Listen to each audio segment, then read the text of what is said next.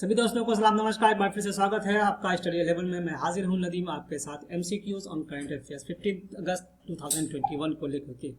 Part first में मैं 5 topic और 5 टॉपिक को एक बार फटाफट आपके सामने में लेकर के आते हुए। Partition horrors remembrance day, the objective resolution adopted by the constituent assembly, date of announcement of partition of India, debate on 14th July 1947 and the first signatory of the objective resolution. On that day, stay order by the Bombay High Court regarding some rules of information technology, intermediary guidelines, digital media ethics code rules 2021, committee constituted to recommend amendments to the criminal law. चलिए आपका स्वागत करते हुए आगे बढ़ते हैं और पहला क्वेश्चन हम आपके सामने लाने की कोशिश करते हैं। तो पहला क्वेश्चन जो आपके सामने है वो ये है कि पार्टीशन के हॉरर्स रिमेम्बरेंस डे, जैसा कि आप यहाँ पर देखते हैं 14 अगस्त को सेलिब्रेट किया जाएगा। Partition horrors remittance day, participation horrors remembrance day, all of the. यहाँ 4 ऑप्शन दिए हुए हैं, लेकिन इसका आंसर जैसा कि मैं पहले ही बता दिया पार्टीशन हॉरर्स रिमेम्बरेंस डे है, जो कि माननीय प्रधानमंत्री जी ने इसका अनाउंसमेंट किया।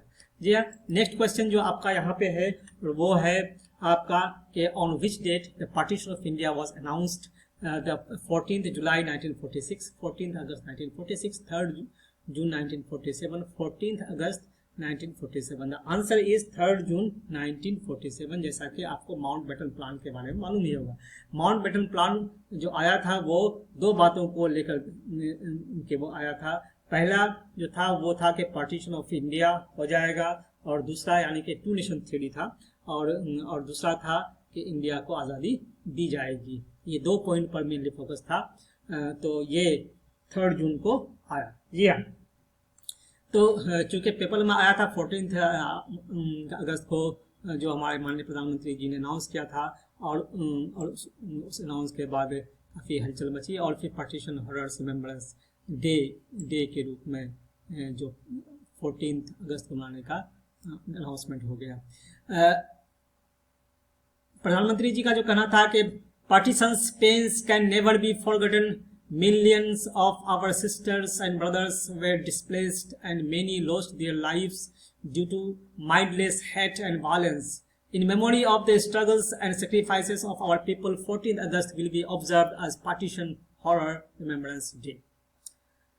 तो इसी में ऑपोजिशन ने इसकी आलोचना करते हुए बताया कि since the government has done nothing credit worthy, it is now preparing for a partition again. Sitaram Yechury जी यहाँ पर ये कहते हैं कि back then we had rejected the Hindu Rashtra and rebuilt the nations anew.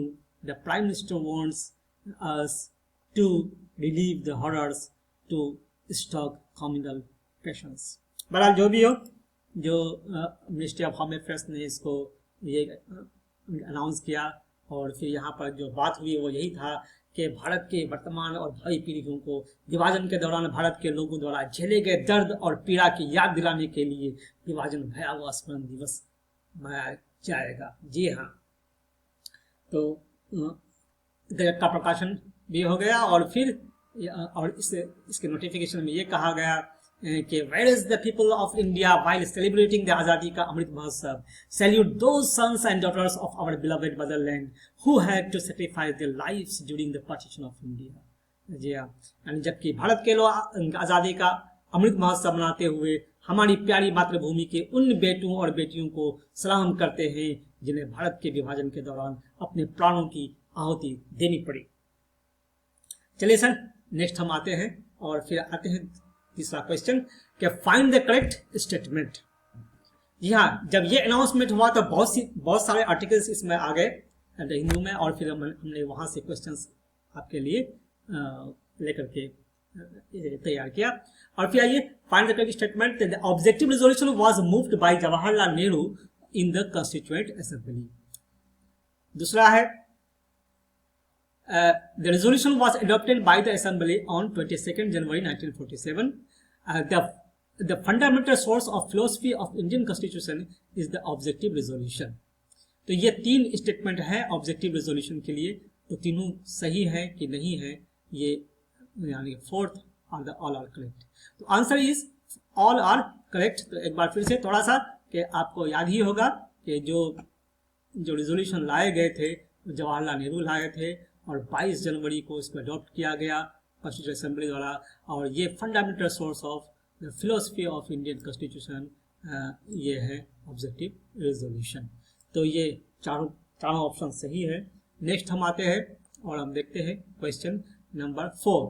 On 14 July 1947 there was a debate on objective resolution. Who was the first signatory? Jawaharlal Nehru, Haji Abdul Sattar, Haji Ishfaq Syed, doctor B R. Ambedkar, doctor Prafulla Chandra Sen.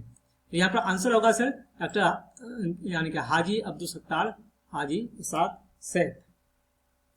हुआ ये था कि उसकी मतलब चूंकि ये जो पार्टीशन की बात हुई है तो यहाँ पर कई सारे स्टेटमेंट आए। तो यहाँ पर जो ये रिपोर्ट आया है उस रिपोर्ट में कहा गया है कि जब 14 जुलाई को बैठक हुई थी 1947 में और उस बैठक में प्रिजाइड कर रहे थे डॉक्टर राजेंद्र प्रसाद जी, और वहाँ पर क्या हाजी अब्दुल सत्तार सैयद को कॉल किया गया था साइन करने के लिए। जी हाँ, इस पर देशबंधु गुप्ता जी ने आपत्ति की थी और उन्होंने अपना आपत्ति करने का बहुत ही शानदार तर्क था और उन्होंने ये कहा था कि भाई कि जिन लोगों ने यानी कि चूंकि हाजी अब्दुल सत्तार जो थे वो एक्चुअली मुस्लिम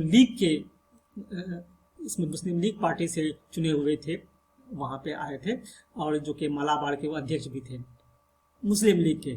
तो वहाँ पे इनका कहना था कि जिन्होंने पाकिस्तान की मांग कर ली, जो पाकिस्तान के बंटवारे मतलब इंडिया के बंटवारे की बात कर ली, उन्हें यहाँ पर बात रखने का क्या अधिकार या साइन करने का क्या अधिकार है। तो इसी बात पर डॉक्टर राजेंद्र प्रसाद ने कहा था कि ना ये तो बहुत इंटरेस्टिंग इस क्वेश्चन आप बोल रहे हैं, लेकिन चूंकि कॉन्स्टिट्यूएंट असेंबली के वो इलेक्टेड मेंबर्स हैं, सो उनका राइट बनता है और उन्हें इस राइट से हम वंचित नहीं कर सकते हैं जब तक कि वो डिज़ाइन न कर दें। जी हाँ, तो फिर वो साइन किए हाजी अब्दुल सत्तार, हाजी इशफाक सैयद। जी हाँ, तो पहला सिग्नेटरी वही था। चलिए नेक्स्ट आते हैं हम लोग और फिर देखते हैं कि which rule of information technology intermediate guidelines and media ethics code rule 2021 is are state by the Bombay high court. Rule 91, rule 93, rule 16, rule only 1 and 2 all are correct. यहाँ पर आंसर होगा सर ओनली 1 and 2। रूल 16 को जो है rule 16 को stay नहीं किया गया है, जो कहा गया कि इसकी अभी ज़रूरत ही नहीं है, बड़ा रूल 91 और 93 को स्टे कर दिया गया है। क्या कारण है, आइए यहाँ पे जो बॉम्बे हाई कोर्ट ने अपना जो डिसीजन दिया, जो ऑर्डर दिया है वो यही है कि ये वेग है और ये जो रूल 9 और जो है observance and adherence to the code prima facie seems to be against the freedom of speech. जी हाँ, sorry for that, freedom of speech कहा गया है। जी हाँ, वी हैव स्टेट रूल 9193। क्या है कि फरवरी में जो घोषणा हुई थी और ये उस रूल्स की जो यहाँ पर हमने आपको बताया था, इस रूल के तहत आईटी रूल के तहत 3 बातें वहाँ पर की गई। एक तो पहली बात जो थी वो ये थी कि यहाँ पे it included appointment of a resident grievance officer, chief compliance officer and a nodal contact person. दूसरा था कि ministry of electronics and information technology also asked these platforms to submit monthly reports on complaints received from users and action taken on them. यानी उपयोगकर्ताओं से प्राप्त शिकायतों और उन पर की गई कार्रवाई की मासिक रिपोर्ट भी देने को कहा गया ministry of electronics and information technology द्वारा। और तीसरा था कि इंस्टेंट मैसेजिंग एप्लीकेशंस जो करते हैं उसके पहले जो ओरिजिनेटर कौन है वो उसको ट्रैक करने का।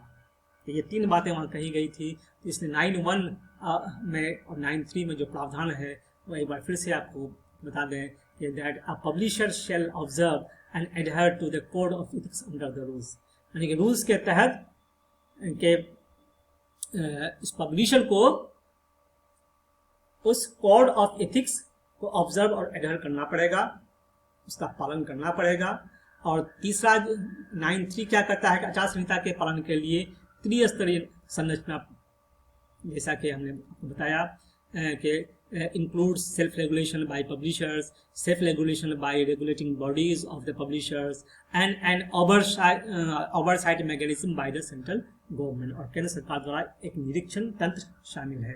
ये तीन चीजें यहाँ पर है। प्रकाशकों द्वारा स्व विनियमन, प्रकाशकों के स्व विनियमन निकायों द्वारा स्व विनियमन, और केंद्र सरकार द्वारा एक निरीक्षण तंत्र शामिल। ये तीन चीजें यहाँ पर शामिल करने के बाद ही स्टे ऑर्डर लगाया है। देखिए क्या होता है इसका फैसला लास्ट में। आइए नेक्स्ट देखते हैं कि which committee was constituted to recommend amendments to the criminal law. Justice Verma committee, Basel committee, Ajit Kumar committee, Abid Hussain committee. तो यहाँ पर सर आंसर होगा justice Verma committee. Justice Verma committee इनके इसमें कंस्टिट्यूट किया गया था for amendments of the criminal law. आइए नेक्स्ट हम देखते हैं कि ये न्यूज़ में क्या आया था ये कि courts in the country continue to differ on marital rape. Marital rape आपको यानी कि मैरिटल रेप के संबंध में जो एक बार सुप्रीम कोर्ट ने जो फैसला दिया, लेकिन उसके बाद फिर कई तरह के उनके फैसले आ रहे हैं। इसी पर ये पेपर ने ये पब्लिश किया है।